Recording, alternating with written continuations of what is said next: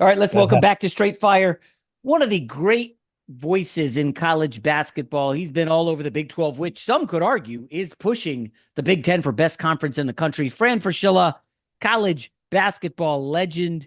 Fran, how are you, man? I'm outstanding. I would say the top of the Big 12 is the best conference in basketball.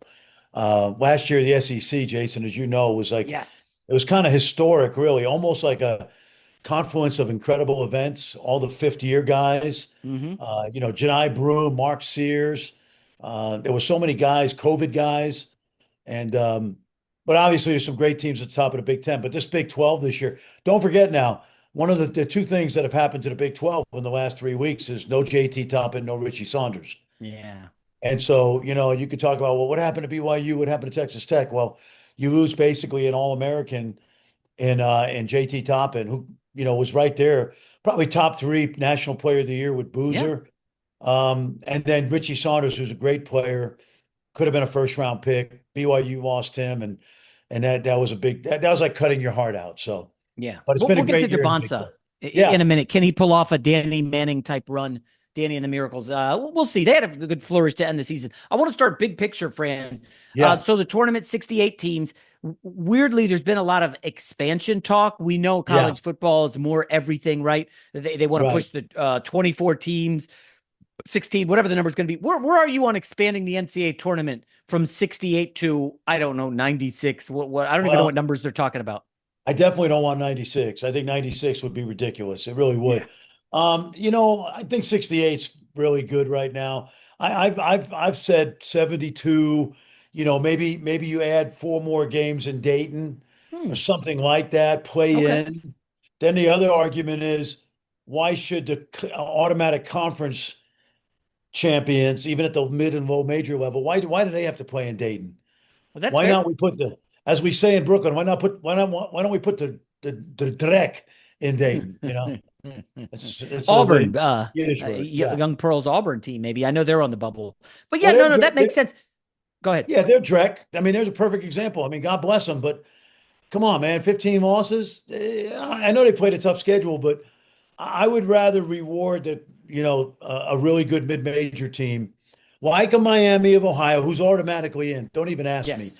They're in. I mean, that's a given. Hmm. So, but I think right now we're kind of, if you told me 72 and that would be it, I'd be fine with it.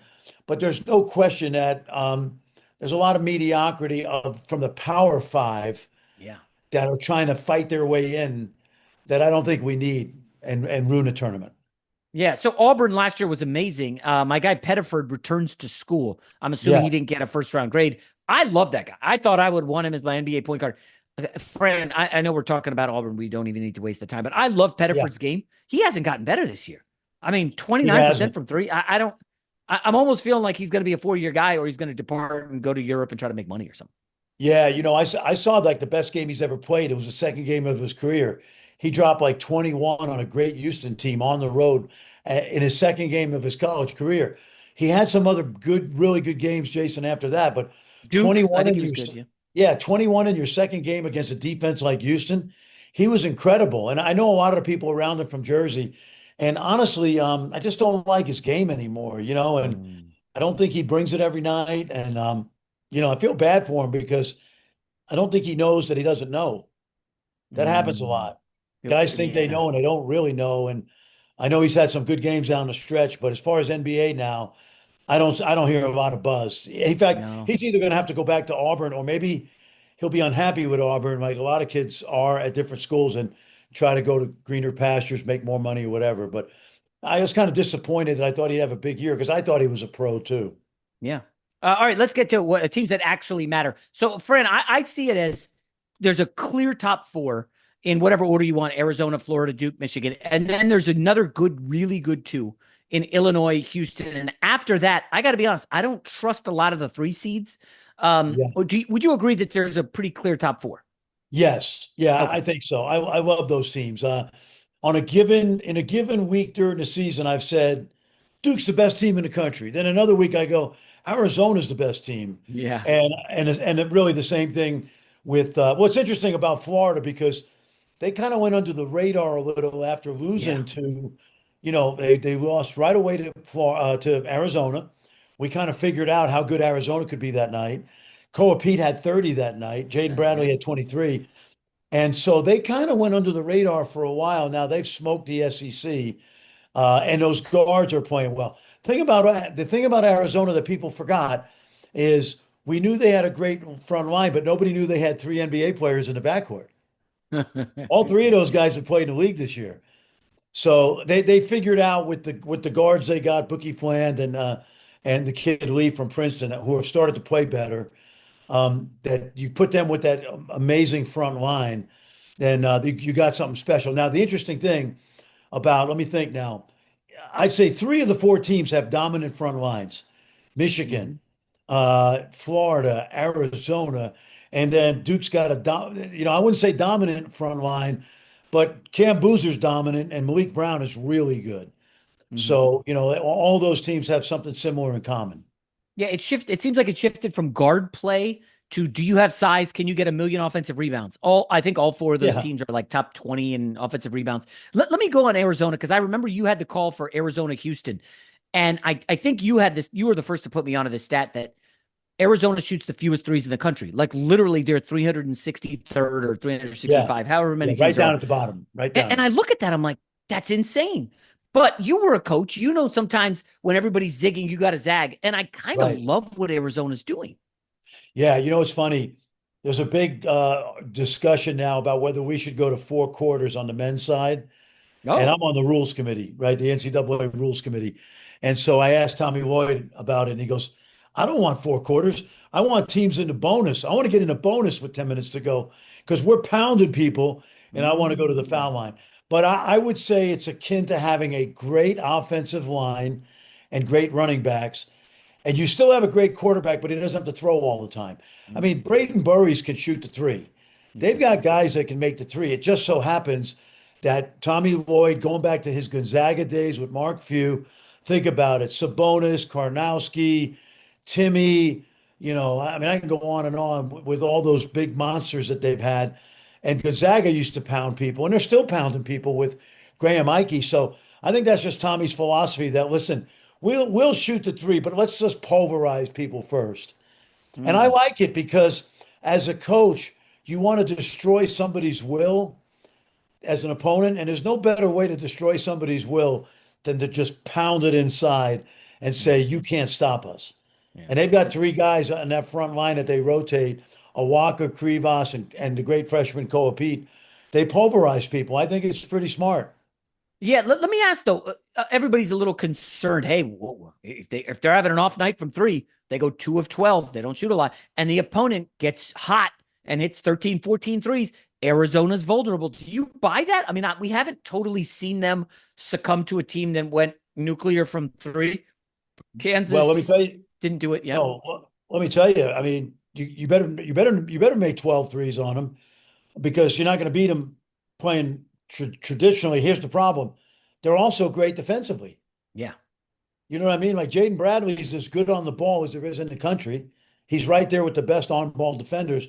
This kid Karchenkov, who's like the super glue guy, yeah. he should be in a James Bond movie. I told him that. He didn't know who James Bond was, so I said, never mind, never mind. What? I didn't even want to tell him to Google it because he might not know Google, but Yeah, no, yeah. like he looks like that, like robotic, I'm going to choke you, kill you kind of guy. And he's 6'7" and he's only 19. But no, and then Krivas is a great defender at the rim, Jason, so you can press out on the 3-point line with Mm, those guys. So you better be really lucky and have mm. Arizona have a bad night for them to give up 12 threes because I don't think you're going to get that very often. Yeah, I don't think they get the hype of Michigan or Duke. Obviously, east of the Mississippi, everybody Yeah. loves those teams. But to me, I love Arizona, man. I think this team is nasty. The one thing you mentioned, I'm not even going to try to pronounce the James Bond guy, but Krivas, the center, Yeah. he's kind of a trend. Illinois did it. Obviously, Arizona, a lot of European guys coming in and being like, Yeah. oh, these guys can play instantly because, oh, look, they've been playing professionally since they were like 15, 16 years old, the Luka Doncic model. Do you see this Yeah. expanding? I mean, all of a sudden, it's more lucrative for these guys to come to Arizona, get an education or whatever. And, oh, by the Yeah. way, here's $2 million as Yes. opposed to play Yeah. internationally. Completely different. Though, and I'm guessing now, this is just a guess. when he played on his professional team and they have a club system. So you got the main club, which is the pro team, and then Mhm. you got the second club, which is mainly the younger guys, like 18 to 22, kind of like a college team. Yeah. Those guys might be making 25 grand, That's 30, it? 30. Oh, wow. Yeah, yeah. There's no more Ricky Rubios and Doncic's and those guys. Like, if you think about it, on my job at ESPN, well, they took me off the draft when you know this because Woj came and brought his guys, and Mm. I don't watch the draft anymore and I know we do it. It's ESPN, but it bores me, so I don't pay attention. But um, these kids now are coming to these international kids, Lithuania, Serbia, France. Because of NIL now, the agents are now shipping them to the United States to play NCAA. Mm. So there aren't that. I couldn't even tell you like who the top five international guys are in this draft because the guys I really like have already come to college. Yeah. Krivas, for example, 7'2". And remember, he broke his foot last year, so we didn't really see him much. He only played like the first 4 weeks of the season. But yes, there's more international guys coming over and they come over with a healthy knowledge of the fundamentals because Hmm. they come in the club system. They're taught how to dribble, pass, and shoot as young players, and they're having a huge impact. Illinois is doing it, for example, with all the Serbian guys, and certainly Tommy Lloyd, who's got a better connection to international guys than him. He's the guy that did it all at Gonzaga all those years, That's and right. now he's got a German at small forward. He's got Krivas, the Lithuanian, at the center spot. He's got a kid from the Aristote who's going to be a good player, the eighth man, another freshman. He's from the Netherlands. Got a couple African kids who are waiting their turn. Tommy knows what he's doing when it comes to international Mm. guys. There's a kid at Virginia Tech from Greece. I mean, you're starting to see Yeah. pockets of it, but you're right. Illinois and Arizona have gone all in, and Yes. it's crazy that you say that. So, Fran, the NBA when it takes European guys, it takes a few years, right? It's not as exciting Yeah. when who's I forgot the guy who went to Washington and then Atlanta, Risa Shea, and these guys. It's not exciting Yeah. when the Euros come to college basketball as freshmen. They're high impact players immediately. Yeah, they are because that's the age group. Like you bring Risa Shea over, for example, or Sar from Washington. Sar, that was his name. Yeah, Yeah, yeah. Sar comes over and he's only 19. I mean, if Sar and Risa Shea, Sar's brother actually, Olivier Sar actually finished at Kentucky playing for Calipari. Wasn't Oh, bad. Not quite NBA. I might have played in the NBA a cup of coffee. But yeah, these kids, now that they're coming to college instead of going to the NBA, they're I would say they're not all dominant players, but they're all really good players because they're playing with their age group. mhm. Risa Shea comes over, he's 19 and he's playing with grown men. And even though he That's played, tough. yeah, it's tough. It's tough. And there's the adjustment. For every Doncic, there's 10 guys that just need time. Yeah. Or who are any, I mean, I think one of your most iconic sayings, 2 years away from being 2 years away. Did I Yes, get that right? you got it right. Yeah, I should have copyrighted it. I should Did that have. guy make the league, by the way? Is he still Oh, in you know it? what? Yeah, Bruno played in the league 4 or 5 years. Oh, He's had a good career. I think he's in Serbia right now. hmm. Plays on the Bruno Caboclo. Bruno plays on the Brazilian national team. He's probably 32 now, and Has it been that long? Wow. I yeah, mean, that yeah. was that was just when you said that, it instantly went viral. Really a Well, classic. I Yeah. know. I I feel mean, yeah, I bad. don't think it was killing the guy. You're speaking facts. That he was multiple Yeah, years away. Yeah. he All right. was. He was, but he's had a good career. He's probably made good money, Yeah. I not mean, he NBA did. money, Yeah. but good money. Solid, yeah, for sure. Yeah, All right, so Duke, Michigan, Arizona, Florida is. I want to love Illinois, and I did love them, and they got their butts kicked at home by Michigan. That was kind of a wake up call, I guess. I thought they would yeah, bounce yeah. back. Do you think they're a legit Final Four team? Yeah, I think anybody who we think can get to the Elite Eight can get to the Final Four because, I said this during the Big 12 season, and just to digress for a second, what the Big 12 did, and it was sad because of those two injuries, is all the best teams at the top of the league played each other in February. Mm. So it was almost like the Western Conference playoffs in the NBA. You had Arizona playing Houston, you had Houston playing Iowa State, you had Kansas going to Arizona, Houston going to Kansas. And so to answer your question about Illinois, if it's a 7 game series with Michigan, Michigan's going to win 4 games to one, 4 games to two. But that's not how it works.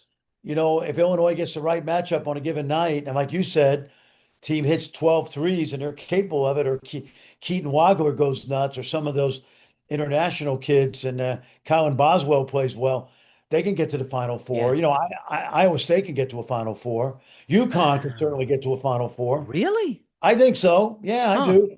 I All mean, right. Wait, let me go back to Illinois for a sec. Stojakovic, the son yeah, of Peja, listen, I know you hear a lot of stuff. You can't say everything. So I like this kid's game when I saw him at Cal last year, right? So he yes, starts at Stanford, then goes to Cal, then goes to Illinois. And he came into the season as like the guy on Illinois. And then something's going on late in the season. He did not play in 2 games. And then the Michigan game was alarming. He barely played and he didn't score. And I was like, what is he? Is he in his own head? Is he not happy that he's yeah. no longer the guy? Have you heard anything on Stojakovic and No, Illinois? no. I mean, the biggest thing there. First of all, it's interesting. He's a really good player. This is so bizarre. He does so many things well, except he can't shoot.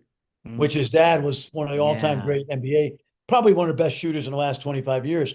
So no, but I think Wagler's hurt his season, Stojakovic's, and because Wagler came out of nowhere.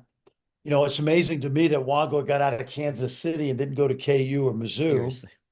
And, that's amazing because he's going to be a one and done. And so I haven't heard anything, but, he's an incomplete player.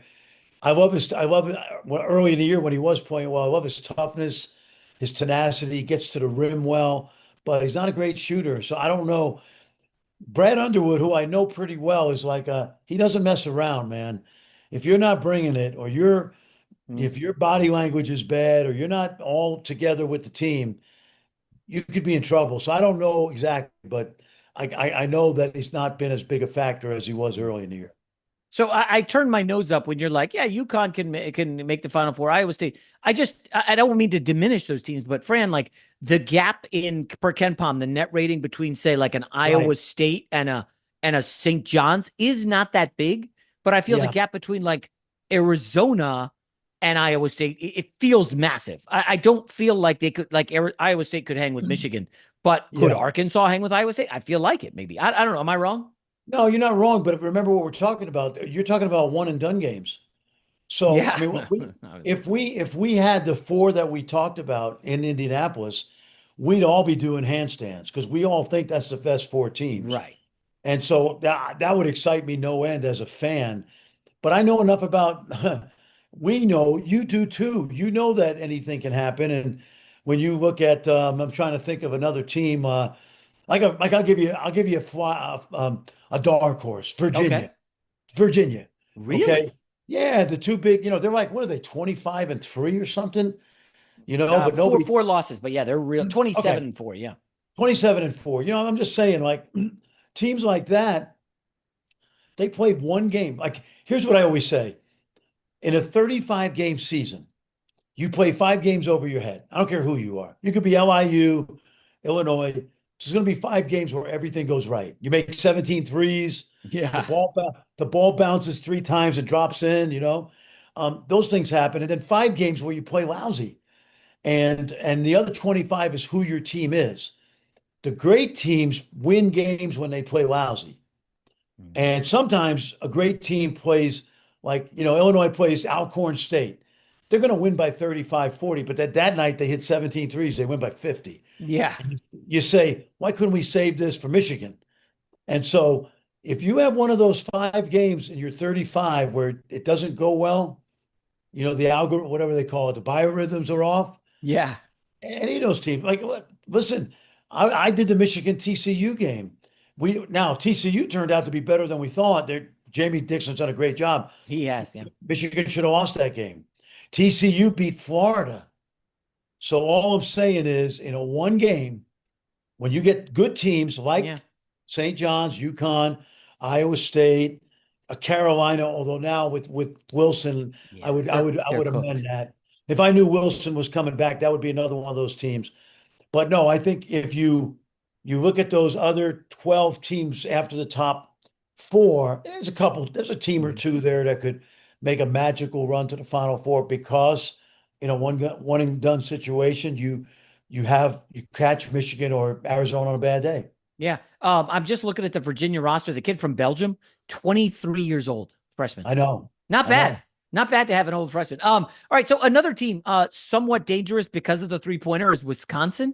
Yeah. Have you done any of their games? What are your thoughts on No. Wisconsin? They don't defend at all, Greg Gard has Yeah, had a lot of March issues, but yeah, anytime you can take down, they won at Purdue. I think they beat Michigan, yeah, and they won one other good win that was amazing. Oh, Illinois on the yeah. road. I mean, those are huge wins, but Well, they're contingent on threes. yeah, I haven't seen that much. I know John Blackwell's a heck of a player, and I love Greg Gard. I can't really give you. I've been so locked in for the most part to Big 12 the last couple months. I'll turn them on, and I always root for Greg Gard because he had a tall order replacing Bo Ryan. That's right. And a lot of people weren't sure whether Greg could be the guy, and he's proven to be the guy. So I can't really give you what I could tell you from a distance is Wisconsin's like an Iowa State and a St. John's or a UConn. And by the way, when everybody was bitching about St. John's not having a point guard like 2.5 months ago, and that was Rick's fault. That's Rick Pitino's fault because he said we could win without a point guard, and then they started struggling a little bit. Yeah. It always dawns on me that Rick is one of the best coaches of all time. So now you mean to tell me, let's say the second weekend of the tournament, let's assume St. John's gets by the first weekend. You mean to tell me in a four-team tournament that Rick Pitino can't get his team ready to win two more games and get to a Final Four? Well, they got to get out of that first weekend. I'm looking at the Ken Pom stats: 186th in threes, 209th in twos, 190th in free throws. So, I mean, they just can't shoot. I know. That scares me. Well, it does me too, but there's certain guys that figure out ways to win.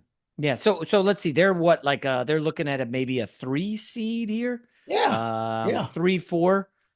I mean, I Give him guess a, give him a mm, 3 seed, give him a 3 seed, right? And then give him a win over the 6 seed, just okay. for argument's sake. And now what is it going to be? A 3 versus 2? And who are the Um, twos?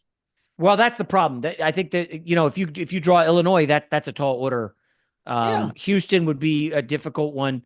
I think Michigan State's a weak 2. I'm sorry. I know the Yeah. Izzo fans are strong. I don't think UConn's a great 2 either. Yeah. Um, Yeah. Well, what I think you're discounting, and I don't disagree talent wise, but what I'm not discounting is like Danny Hurley. Look at what they did last year. They weren't any good compared to the two championship teams, and yet they were one play away from beating the national champion. that's right. Yeah. So again, when I get back to one and dones, I'm not arguing with you talent wise, but we know how chalk works. hmm So And this so bracket has St. John's as a 5 facing Yale and then Alabama in the second round. Harvard's going to beat Yale next weekend. I'm joking.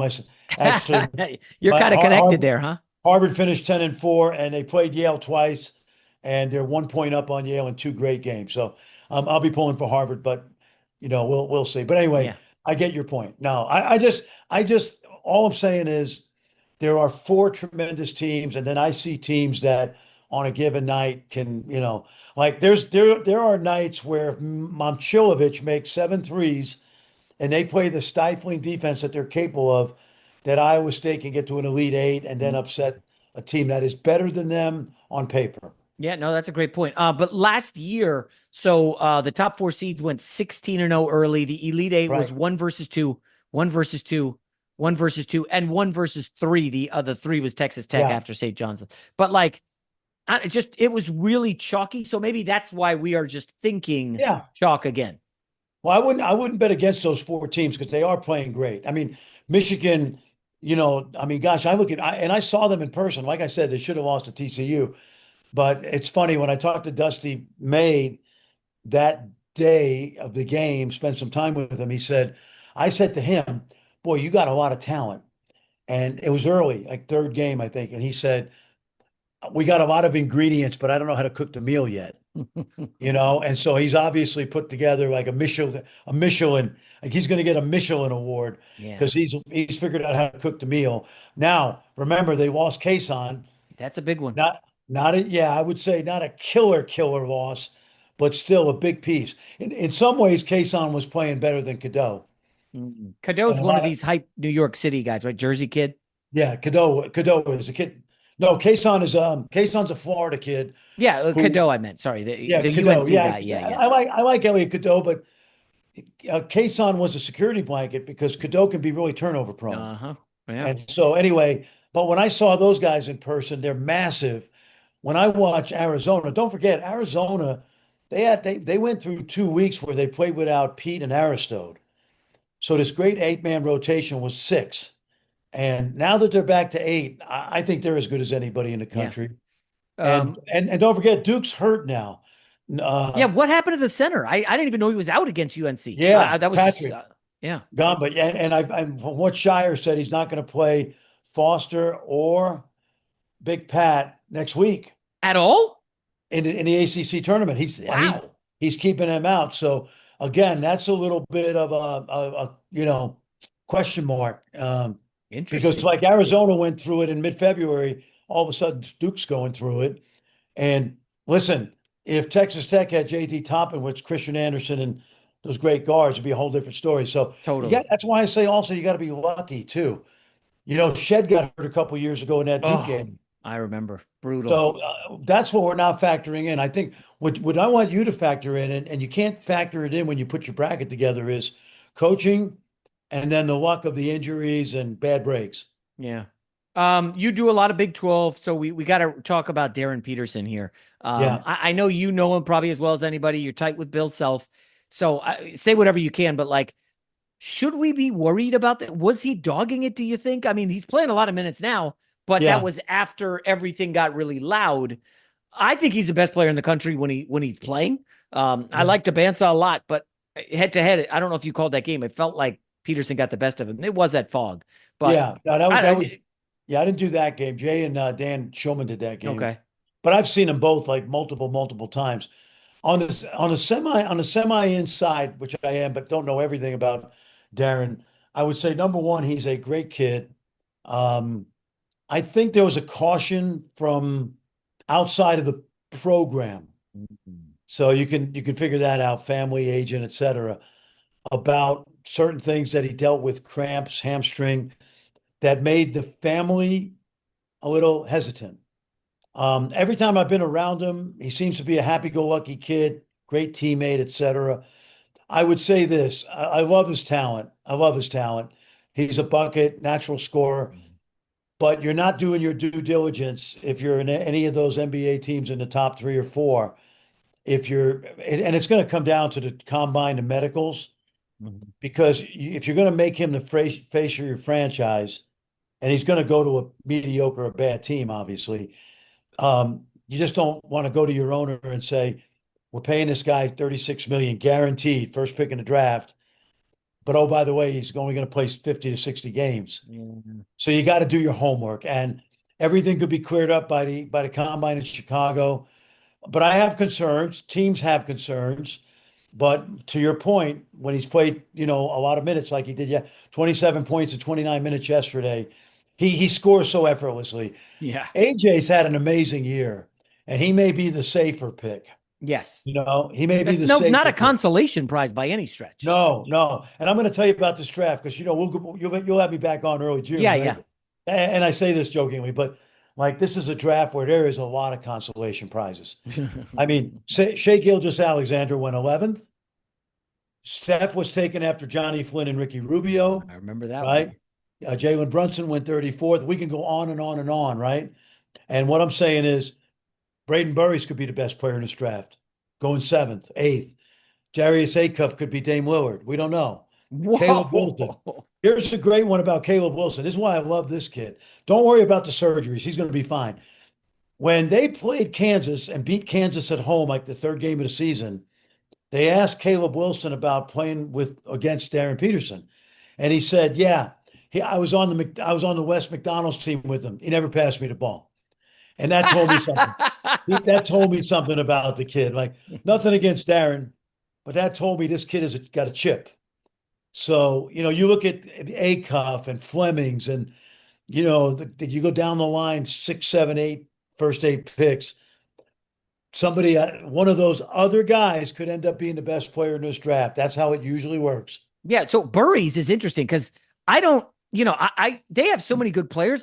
Every night it's like a different leading scorer, Yeah. but I Yeah. don't think of him as like a foundational guy. I didn't think top 10. You're Ooh, saying like, wow, top 10. ooh. Wow. Let me He tell you does something. everything, huh? Here's the thing about Burries. and I keep at I talk to everybody on their staff, all their players every game. I had somebody tell me last week because the first 5 games of his career at Arizona, he averaged 8 points a game. In the last 30, 25 games, he's averaging like 18 or 19. Mm. And I had a couple people tell me from the day he came on campus last summer, everybody knew he was the best talent, best player. And he's proven that. And I'm the guy that said they've got 8 starters every night, 8 starters, Yeah. 8 starters. But he has grown on me, and he really reminds me like Jamal Murray was the seventh pick. Okay. Jamal Murray's won an NBA title. Remember, Cal didn't start Jamal Murray or, like Booker, Murray, Shea Gilgeous-Alexander. Cal put them in witness protection program at Kentucky. He did, Yeah, you I remember. know, Yeah, yeah, yeah. right? And they're great players. And I'm half joking about that, but Braden Burries is the real deal. He's So he's really good. Yeah. so Jaden Bradley is the senior. They have similar games, would you say? I mean, Burry's a bet can shoot it better, No, right? no. Jaden Bradley is the ultimate consummate old school 4-year college point guard. Right. And he'll play in the league. He's going to be a backup point guard for 12 years in the league. He'll make a lot of money. But Burries is the most talented. Bradley's the MVP of that team, Mm. and Burries is the go-to guy, man. He scores like he breathes. And he'll be in the top 10 when it's all said and done. But Hey. remember, Booker didn't start Yeah, at no, for Kentucky. sure. And look what Booker's doing in the league. Wasn't who's the Tyrese Maxey? Was he didn't I mean he started, I think, Maxey, but yeah, remember Tyler Eulis started over, maybe Booker came off the bench Ulyss, or yes, Ty, yes. little Ty, yeah. Tyler's now at Arkansas as an assistant coach, but so Cal had his way of doing it. It worked out great. Remember, Cal will tell you he's got $4 billion worth of NBA contracts, that he's responsible for. And Hey, but you mentioned anyway, Flemings from yeah, Houston. He's kind of petered out here. I don't know if he's wearing down or people are figuring him out. I mean, there's some good small point guard Flemings, Acuff. yep. There's one other I'm spacing on. Christian Anderson is really good from Anderson yeah, at Texas Tech is good. Yeah. yeah, yeah. But where are you on Flemings? Really like him. I think what happened at the end of the year, because the league has got a bunch of great coaches, is to your point, the way to wear him out on offense is to go at him on defense. And because Mm. Houston switches a lot, like Arizona, for example, Karchenkov, the evil guy from the James Bond movies. Bond, yeah. Yeah. They put him in, like we call it, the NBA calls it mismatch hunting, right? Hunt mismatches. And they switched Flemings onto Karchenkov, and I love Kingston. He's going to be a terrific player, but defensively right now, he's got to get bigger and stronger. He's got no chest density, which you have to have in the NBA, or people go through you like paper mache. So Offensively, it's not going to be an issue. Spacing's going to be great for him. He's going to have a lot of it in the league, but he'll have to get bigger and stronger. He's just a baby, and I don't mean that pejoratively. yeah, would he stay in school or definitely pro? No, no, got to come out. It's too high a pick. I mean, Yeah, if he's if he's lottery, not yeah. the fifth pick, he'll be the sixth or seventh at the worst. Who knowing what you know, would you take Flemings or Burries if you needed a point guard? Well, Burries is a two guard. Two, See, okay. he can score. He's a bucket. But there's no He's a positions anymore in the league, right? Brad right. I Stevens, know, I but think, but ushered but that in. Burries Yeah. is not going to make everybody. Like Flemings can get it up the floor and slice and dice defenses, where Burries just slice and dices you with his scoring. Mm. I mean, he scores at every level. And he's just a really, really good offensive player. And my comp for him, I said it earlier. If he turns out to be Jamal Murray, and what's your favorite NBA team? I mean, I'm a Knicks Lakers guy, which is All right. says So something. let's say the Knicks got Burries, and I said, hey, he's going to be exactly like Jamal Murray. You'd be ecstatic. Oh, come on, of course. Jamal Murray's That's super. what I Now, mean. weirdly, I think he's only made one All-Star team, but All-Star teams is a terrible metric. I know. Yeah. It's crazy. Well, remember, he's in the West with Harden and those guys, and Yeah. By some the of way, it. I'm just curious. Do you watch much NBA anymore, Fran, or not really? Not now. I mean, I will when the season ends. Yeah. Um, I've watched a few. I've got a son that's in the league coaching, and so I watch their team on occasion. But no, and I'll tell you this: the hardest part about the NBA draft for all that, and there's a draft industrial complex going on right now. Major. Everybody on Twitter's got a mock draft, and I poo-pooed it for a while, and then I thought I was being snobbish, because I've been around the game 45 years. But the problem with all the mock drafts, and I don't mean this I don't want to sound negative, Nelly, but if you're not watching 3 to 4 NBA games live a month, it's two different languages. Yeah. It's the difference between, I think I might have told you this years ago, Spanish and Portuguese, two different languages. They sound alike, two different languages, like the spacing in the NBA. Remember when Luka Doncic said, it's so much easier for me to score in the NBA than in the EuroLeague? And what he was saying was there's so much space in the NBA because you're always surrounded by good players. And you got to account for guys that can make threes, whereas in college they can shrink the floor, which they do on AJ DeBonsa most nights. Yeah. So AJ is going to have a lot of space in the NBA and do what he's doing at even another level when he figures it all out the first couple of years. All right, last one, Fran. I know you got a busy schedule coming up. So Cameron Boozer is a perplexing NBA comp. Cowherd is trying to push Chris Webber, which is interesting. Webber obviously more athletic. Yeah, I said Sabonis, Domantas Sabonis. Someone was trying yeah, to tell me Tim Duncan. I don't know what to do with Boozer. He doesn't wow you with the athleticism, but man, he does everything. And he's 18 and a half years old. He does I everything really know. well. When I saw Jokic at 18, I did see him at 18. Oh. He didn't wow me with his athleticism either. You know what I mean? I mean, Doncic is sneaky athletic, but he didn't wow me with his speed and quickness. You know, I think Cam Boozer, listen, he could be the best player in the draft. We don't know. Yeah. You remember, there was a Hollywood producer named William Goldman, and he did Butch Cassidy and the Sundance Kid. He had all Yeah. these famous movies from the 60s, 70s, and 80s. And someone asked him, like, what makes a Hollywood hit? He goes, nobody knows anything. What he was basically saying is, a lot of times it's just a crapshoot. And when it comes to NFL, NBA draft, same thing. Personally, I think Cam Boozer's 20-10 from the day he steps on an NBA court. Mm, And then I think someday he could be 25-15. I okay. just think he's not failing. And by the way, Maybe. he's a better passer and three-point shooter than people realize. Yeah. And yeah, he plays below the rim, but like I said, there's a lot of guys in the league that get it done below the rim. I Well, think he's if he going to be goes to the great. Kings, though, he'll probably fail, right? Because Well, I mean, there's certain cultures that you don't want a good player to go to, yeah, honestly.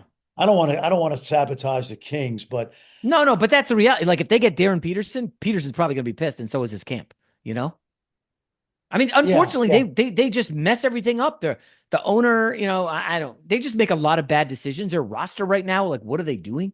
I have yeah. no idea.